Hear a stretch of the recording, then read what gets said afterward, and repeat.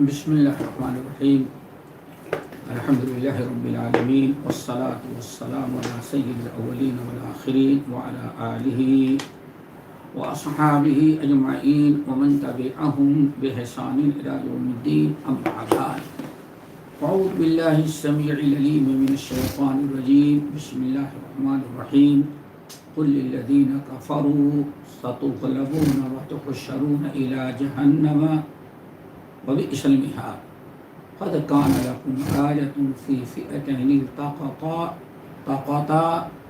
فئة تقاتل في سبيل الله وأخرى كافرة يرونهم مثليهم رأي العين والله يؤيد بنصره من يشاء إن في ذلك لعبرة لأولي الأبصار۔ محترم حضرات، دینی بھائیوں، دوستوں، نوجوان ساتھیوں، اسلامی ماں اور بہنوں، ہمارے دینی اور ایمانی نوجوانوں، بنیادی علوم کے تحت سیرت النبی کا بیان چل رہا تھا جو غزوہ بدر تک پہنچا تھا۔ آج انشاءاللہ غزوہ بدر کے بعد کچھ ہی عرصے کے بلکہ قریب ہی عرصے میں کچھ اور اس طرح سے خلفشار اور نہایت اہم واقعات پیش آئے جن کا سیرت الرسول سے بہت گہرا تعلق ہے۔ ان کا سنا دینا علم ہونا بھی ضروری ہے۔ اس سے پہلے باتیں کچھ گزر چکی ہیں کہ مدینہ طیبہ میں ایک عرصہ دراز سے یہودیوں کے 3 قبیلے آباد تھے، بنو قینقاع، بنو نذیر اور بنو قریظہ۔ یہ یہودیوں کے 3 بڑے قبیلے تھے اور ان میں پڑھے لکھے لوگ تھے اور مال اور دولت ان کے پاس اچھی خاصی تھی۔ مدینے کے لوگ جو اوس اور خزرج تھے، صرف ان کے پاس تھوڑا بڑا بزنس یا کچھ زراعت، کھیتی باڑی کا کام، یہی ان کا سرمایہ تھا، اوس اور خزرج کا۔ لیکن یہ تینوں قبیلے یہودیوں کے بڑے ہی متمول، خوشحال، جائیداد پر پرٹی والے، زمیندار، کاروباری، یہی لوگ تھے جن میں سب سے قریب بنو قینقاع آباد تھا۔ مسجد نبوی جو آج موجود ہے، اس سے مغرب کی طرف آپ کھڑے ہوں،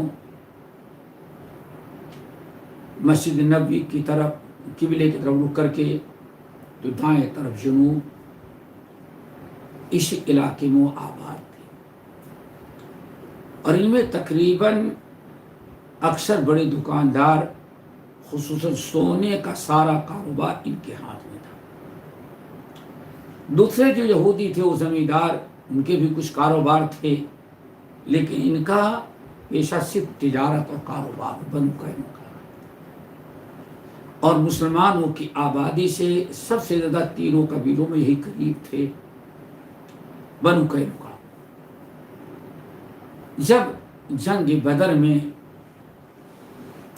کفار و مشرکین کو شکست ہوئی اور اللہ تعالیٰ نے اپنے فضل و کرم سے اہل ایمان کو، مسلمانوں کو فتح کبیر عطا کیا،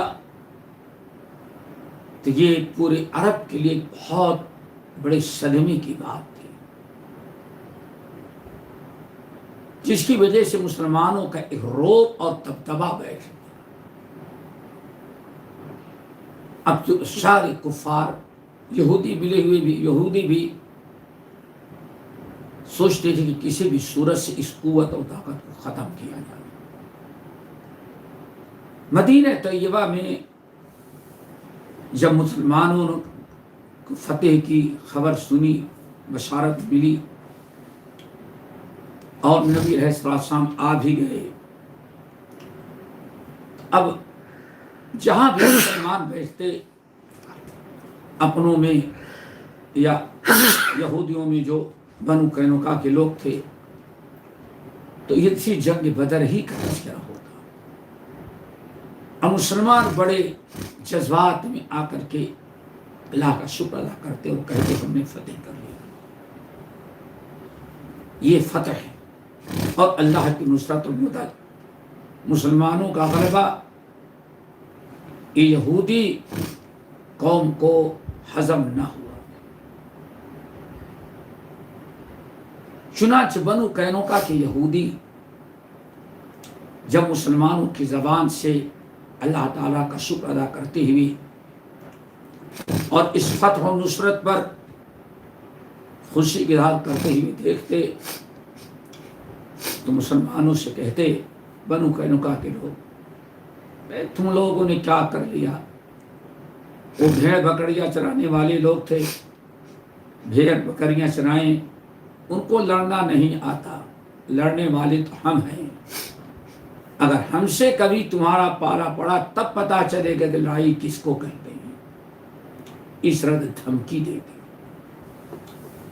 اور بار بار اس طرح دھمکیاں دے رہے تھے۔ نبی علیہ السلام خاموش اختیار کرتے، صحابہ بھی بڑے ہی صبر و ضبط سے کام لیتے۔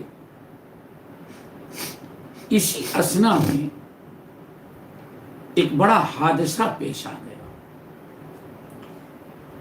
وہ یہ ہے کہ یہودیوں میں ایک بڑا معمر شیس ابن قیس تھا، شاس ابن قیس، یہ بنو قینقاع کے سب سے بڑے معمر ترین انسانوں میں اس کا شمار، اس لیے لوگ کہتے ہیں، جس کو کہتے ہیں اردو قبر میں پیر لٹکایا ہوا تھا، آج مرے گا کل مرے گا، لوگ اسی انتظار میں تھے۔ اس نے ایک مرتبہ کہیں جانے کا پروگرام بنایا، ڈنڈا لے کر کے بڑھاپے میں اپنا راستے میں جا رہا تھا تو کہیں اوس اور خزرج، یہ دو قبیلے جو مسلمان ہو گئے تھے، جن کا لقب اوس اور خزرج کے بجائے اب انصار مدینہ پڑ گیا تھا۔ یہ انصار مدینہ اسلام کی برکت سے، اسلام سے قبل تقریباً 120 سال تک ان کی نہایت خطرناک جنگ چلتی تھی۔ یہودی مزہ لیتے اور ان دونوں قبیلوں کو لڑاتے اور حوصلہ افزائی کرتے۔ 120 سال کی لڑائی لڑتے لڑتے ان کی کمر ٹوٹ چکی تھی۔ نبی علیہ السلام جب اسلام کی دعوت دینے لگے، مکے میں وہ پہنچے اور مدینے میں ملاقات ہوئی، بنا کے میدان میں ملاقات ہوئی جس کی تفصیل گزر چکی ہے۔ جب یہ لوگ ایمان لائے تو ایمان کی برکت سے اللہ تعالیٰ ان کے سارے اختلافات کو دور کر دیا، جیسے کہ قرآن مجید سورۃ النساء کے اندر اللہ نے ارشاد فرمایا، فَأَصْبَحْتُمْ بِنِعْمَتِهِ إِخْوَانًا، اے لوگو اللہ رب العالمین نے تم کو ایمان اور اسلام کی برکت سے، محمد صلی اللہ علیہ وسلم کی بعثت اور ان کی اتباع کی برکت سے تم کو آپس میں بھائی بھائی بنا دیا۔ یہ اوس اور خزرج ساری اپنی پرانی لڑائیاں، جنگ و جدال قتال بھول چکے تھے، ساری قدورت دل کی دور ہو چکی تھی۔ ایک دن جب یہ شاس بن قیس مردود یہودی جا رہا تھا تو اس نے راستے میں دیکھا کہ اوس اور خزرج آپس میں دونوں بڑی الفت محبت کے ساتھ، دونوں قبیلے کے لوگ، اوس کے بھی اور خزرج کے بھی، اب اسلام نے بھائی بھائی بنا دیا تھا، آپس میں بیٹھے بڑی الفت محبت کی باتیں کر رہی تھی، اور یہ مسلمانوں کا اتفاق اور اتحاد اور باہمی الفت محبت اور یکجا اور مل کر کے رہنا اس یہودی کو ہضم نہیں، اس یہودی شاس بن قیس ملعون نے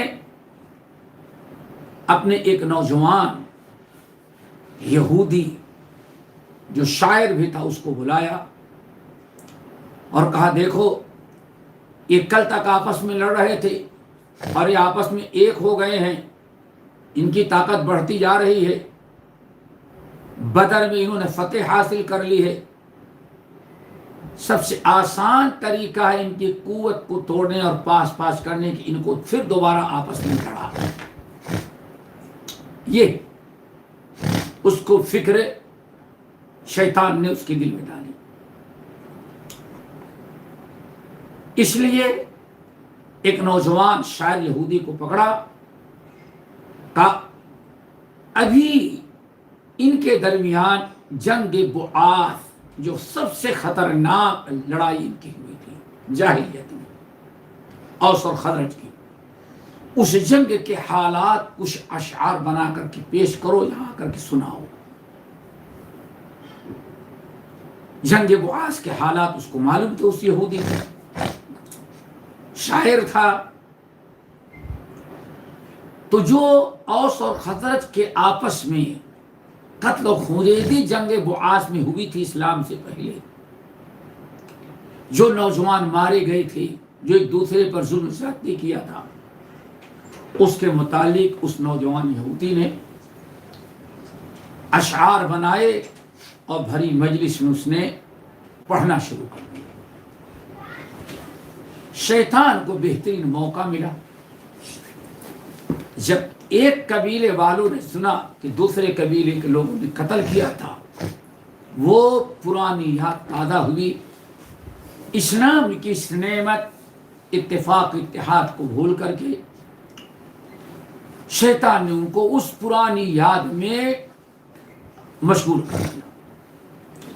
اب وہ بیٹھے انصار جو اوس و خزرج دونوں قبیلے کے آپس میں بڑی الفت محبت کے ساتھ گفتگو کر رہے تھے، اب پرانی یاد تازہ کرایا کم وقت نے، اور ایک دوسرے سے پہلے تو بات چیت ہوئی، ہاتھا پائی کی باری آئی، شیطان کس طرح سے کام کرتا ہے، دو شیطان اکٹھا ہوئے، ایک ابلیس کی اولاد شیطان ہوئی اور دوسرے یہودی کمبخت سب سے بڑا شیطان تھا شاس بن قیس مردود ملعون، اس نے یہ کردار ادا کیا۔ اب ہاتھا پائی کرتے کرتے کھڑے ہو گئے، اوس کے لوگوں نے اپنے قبیلے کو بلایا، اوس کے لوگ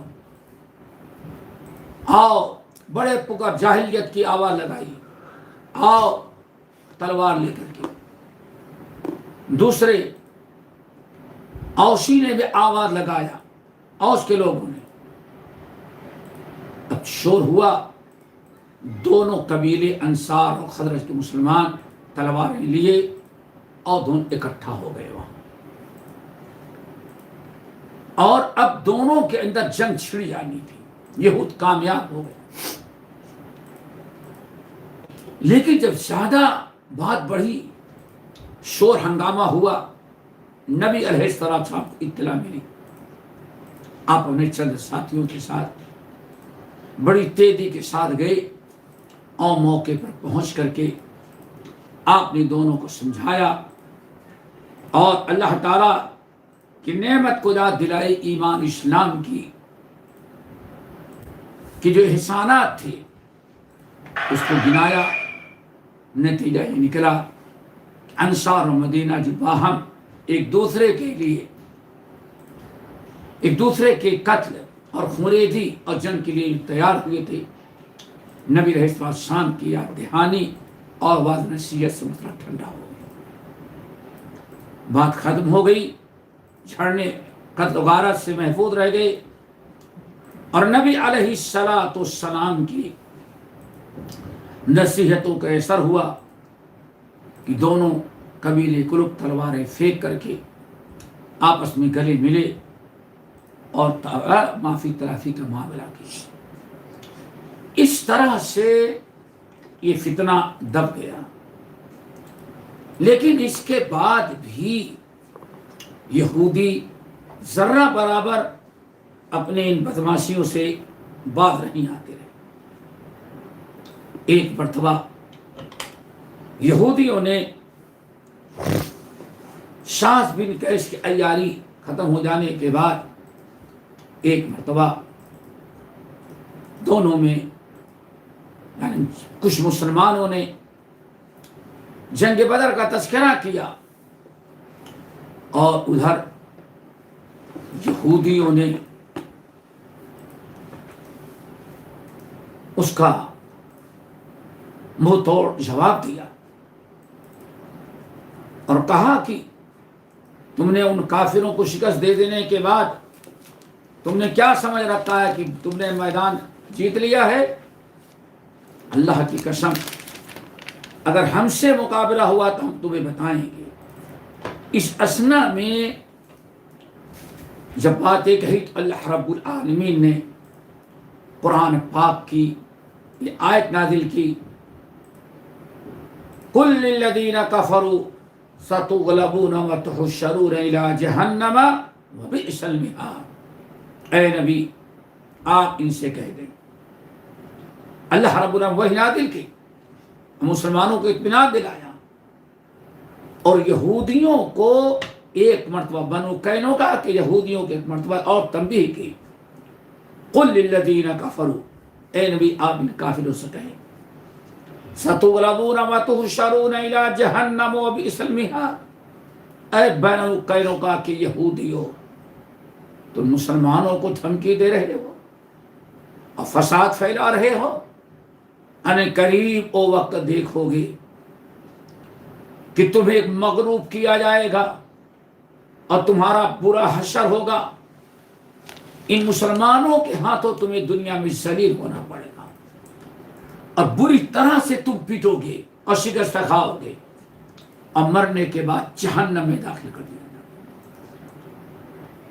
قد کان لکم آیۃ فی فئتین التقطا، جنگ بدر میں جو دو گروہ داخل ہوئے تھے، ایک مشرکوں کا لشکر جرار تھا 1000 کا، ادھر مسلمان جو تھے خالی ہاتھ نہتے 313 تھے، کہ جب دونوں کا مقابلہ ہوا تو اللہ رب العالمین نے کافروں کو شکست دیا اور نہتے مسلمانوں کو فتح یاب کیا۔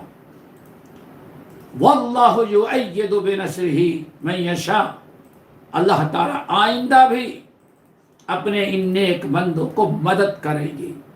ان فی ذلک لعبرہ، اے عقل مندو تمہارے لیے اس میں بڑی عبرت و نصیحت ہے۔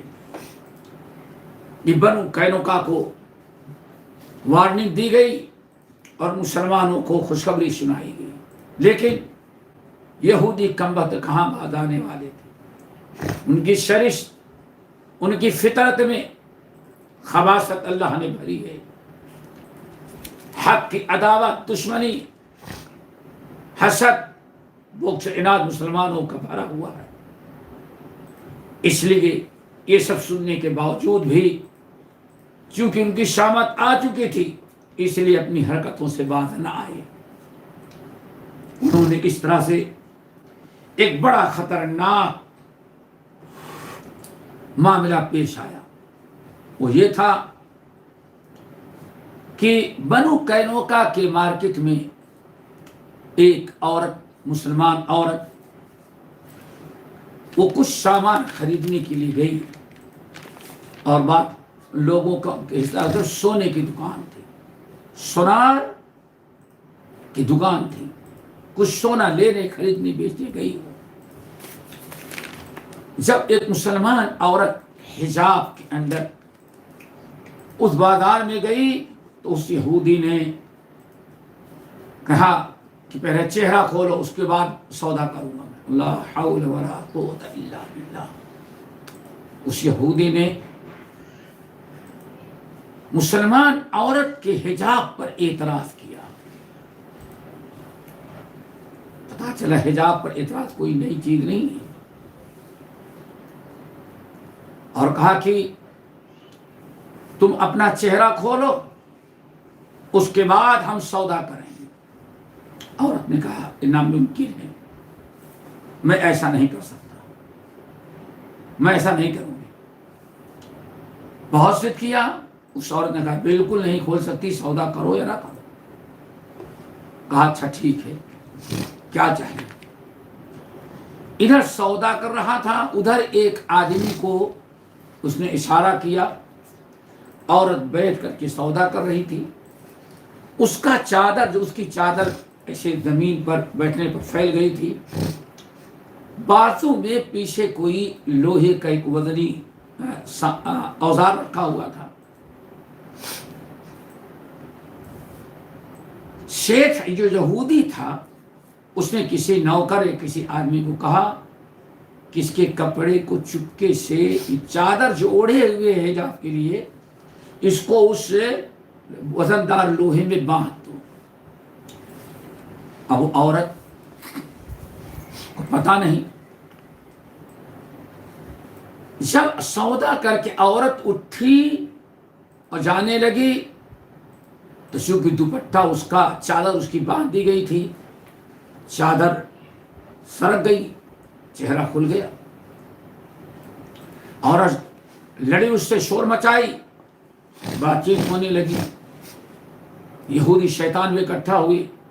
کوئی ایک مسلمان صحابی تھے، ان کو پتہ چلا، وہاں پہنچے اور ان کے ساتھ بدتمیزی کی. صحابی نے تلوار لی، ہاتھ میں تھی، اس یہودی شیخ کی گردن اڑا دی، ختم کر دیا. اب قتل کے بعد شور مچا، چاروں طرف سے یہودی مارکیٹ سے دوڑے اور آنے کے بعد اس مسلمان کو بھی قتل کر دیا. اب یہ بات مسلمانوں کو پتا چلا اور مقتول صحابی کے خاندان کے لوگوں کو معلوم ہوا. چاروں طرف سے تلوار لے کر کے پہنچ گئے اور یہ فیصلہ کیا کہ ہمیں خون کا بدلہ چاہیے. اس میں بات آگے بڑھ گئی. جب اس طرح سے بدتمیزی پر زیادہ آمادہ ہوئے، مسلمان عورت کا حجاب کھینچ لیا، عورت کا چہرہ کھلا، مذاق اڑانے لگے، کہے لگانے لگے. اور یہ سارا معاملہ یہاں تک آیا کہ مسلمان کو بھی قتل کر دیا. مسلمان نے مجرم کو قتل کیا. اس کو کیوں قتل کیا یہودی؟ اب ان کے گھر کے لوگ خون کا بدلہ لینے کے لیے کھڑے ہو گئے. آخرکار یہودیوں نے خون کا بدلہ دینے سے انکار کرنے میں اکڑپن دکھلائی. نبی علیہ السلام نے اللہ تعالیٰ کے حکم سے فیصلہ یہ کیا کہ اپنے ایک صحابی کو اپنی جگہ پر آبادی میں دینے کے لیے وہاں مقرر کیا اور ایک فوج لے کر کے نبی رہتا تو بذات خود جا کر کے کلی طور پر بنو قینقاع کا محاصرہ کر لیا. اور محاصرہ کر لینے کے بعد فیصلہ یہ ہوا کہ یہ باغی ہے اور ان سب کو قتل کر دیا جائے گا. نبی علیہ السلام نے فیصلہ سنا دیا کہ قتل کیا جائے گا. لیکن رئیس المنافقین عبداللہ ابن ابی ابن سلول، چونکہ بنو قینقاع اس کے حلیف تھے، ابھی چند ہی مہینے پہلے اسلام میں داخل ہوا تھا اور دل سے مسلمان نہیں ہوا تھا. بظاہر کلمہ پڑھ کے مسلمان ہو گیا تھا. اس نے بڑی ہمدردی جتائی اور بڑی سفارشیں کرنے لگا. یا رسول اللہ آپ ان کو چھوڑ دیں، ہمارے حلیف ہیں، ہم اس کے ذمہ دار ہیں، ہمارے دوستی کا ہمارے تعلقات کا لحاظ رکھیں اور معاف کر دیں. آپ نے انکار کر دیا، نہیں معاف نہیں کیا جائے گا. جو آپ نے کلی طور پر انکار کر دیا تو یہ کمبخت عبداللہ ابن ابی بن سلول آگے بڑھا. بڑھنے کے بعد نبی علیہ السلام کے کندھوں پر دونوں ہاتھ رکھ دیا. کہا یا رسول اللہ ہم اللہ کا حوالہ دیتے ہیں، ان کو معاف کر دیں، ان کو معاف کر دیں. بہرحال نبی علیہ السلام نے فرمایا مجھے چھوڑ دو، کہ میں کچھ نہیں کر سکتا، اللہ نے فیصلہ کر دیا ہے اور فیصلہ یہی ہے کہ ان کو قتل کیا جائے. کہا جاتا ہے تقریباً 700 کے قریب تھے. تمام لوگوں کو آخر کار اس جرم میں قتل کیا گیا اور مدینہ یہودیوں کے 3 قبیلوں میں سے ایک قبیلہ صاف ہو گیا.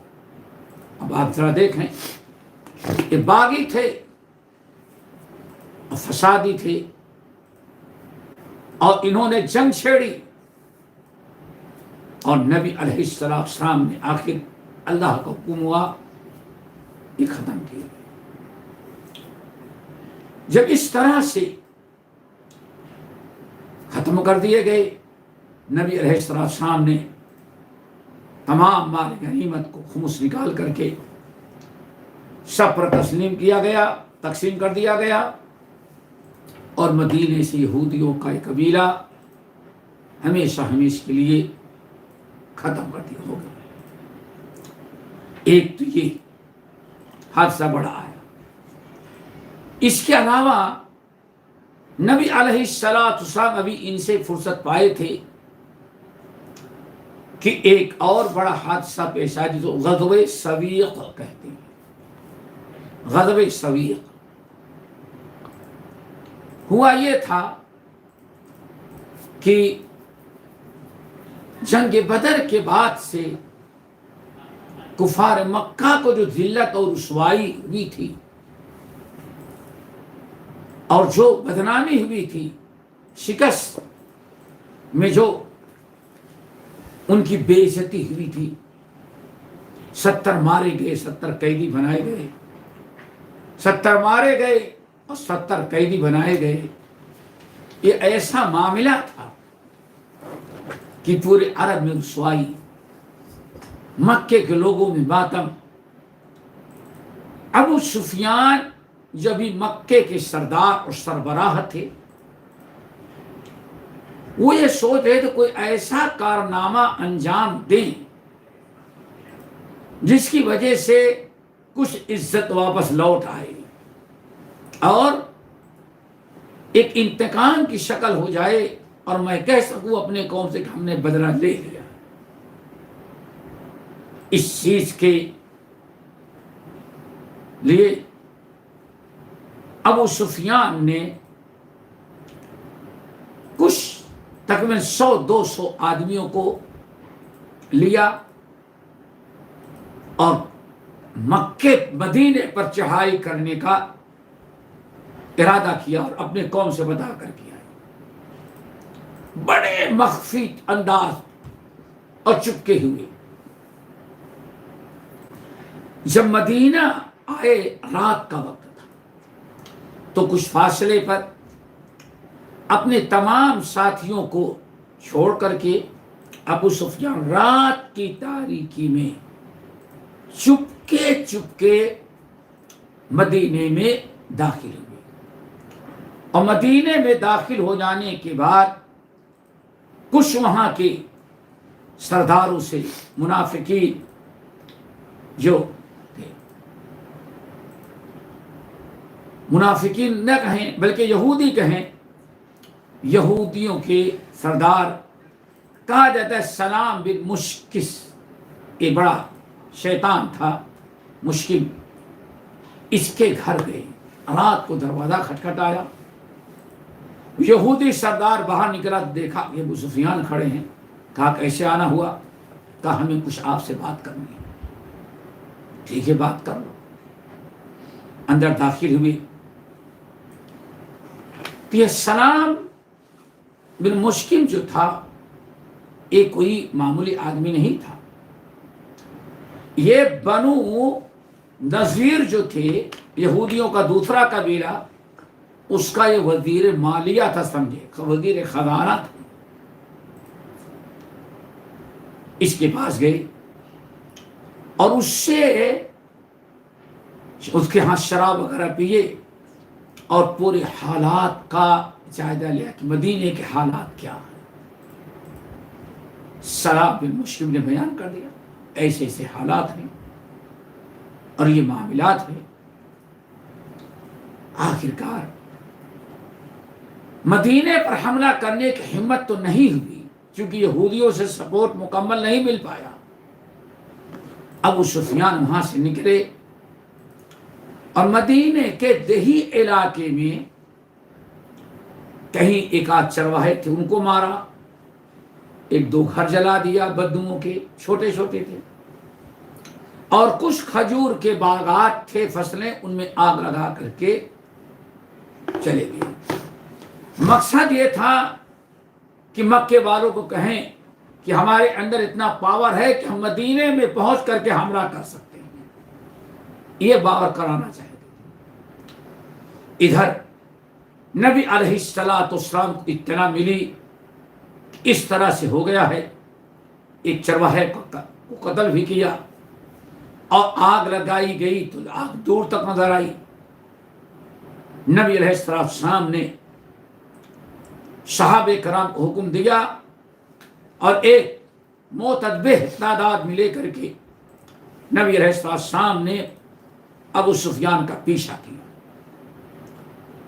نبی علیہ السلام صحابہ کرام کے ساتھ نکلے، پیچھا کیے، ابو سفیان کو کچھ بھنک پڑ گئی، اس لیے وہ گھبرا کر کے بڑی تیزی کے ساتھ بھاگنا شروع ہو گیا کہ ہمیں پکڑ نہ سکیں، اور اپنی سواری کو ہلکا کرنے کے لیے جو سامان تھا اس کے سواریوں پر اس کو اٹھا کر کے پھینکنا شروع کر دیا تاکہ سواری کا بوجھ ہلکا ہو جائے، تیزی سے بھاگی اور سارا مال اس نے جو اس کے پاس تھا سب زمین پر پھینکتا گیا اور بھاگا۔ مقصد دو تھا، ایک تو یہ کہ سواری کا بوجھ ہلکا ہو جائے گا، تیز چلے گی اور ہم نکل جائیں گے، نمبر دو مسلمان اس سامان کے اٹھانے میں مشغول ہوں گے تو ان کی رفتار ٹوٹ جائے گی، ٹائم لگے گا، اس طرح سے ہم بچ جائیں گے۔ آخرکار بچ کے نکل گئے، نبی علیہ السلام واپس آئے اور جتنا سامان پھینکا تھا صحابہ کرام اٹھایا، چونکہ ایک بڑی سامان کا بڑا حصہ سویق تھا، سویق کہتے ستو کو، تو سارے سامان کو مسلمانوں نے اٹھا لیا، لے کر کے واپس آئے۔ اسی بنا پر اس غزوے کا نام غزوہ سویق پڑ گیا۔ تو اس طرح سے چھوٹے موٹے واقعات ہوتے رہے لیکن کوئی کامیابی کفار کو نہ ہوئی۔ یہ بنو قینقاع کا اور غزوہ سویق کا واقعہ تھا۔ باقی اس طرح سے اور کچھ حادثات پیش آئے ہیں جس کا تذکرہ انشاءاللہ ہم اگلی نشست میں کریں گے۔ اللہ تعالی ہم سب کو نبی کی سیرت، اخلاق اور کیریکٹر سننے، سیکھنے اور اپنانے اور عمل کرنے کی توفیق نصیب فرمائے۔ اقول قولی ھذا واستغفر اللہ من کل ذنب واتوب الیہ۔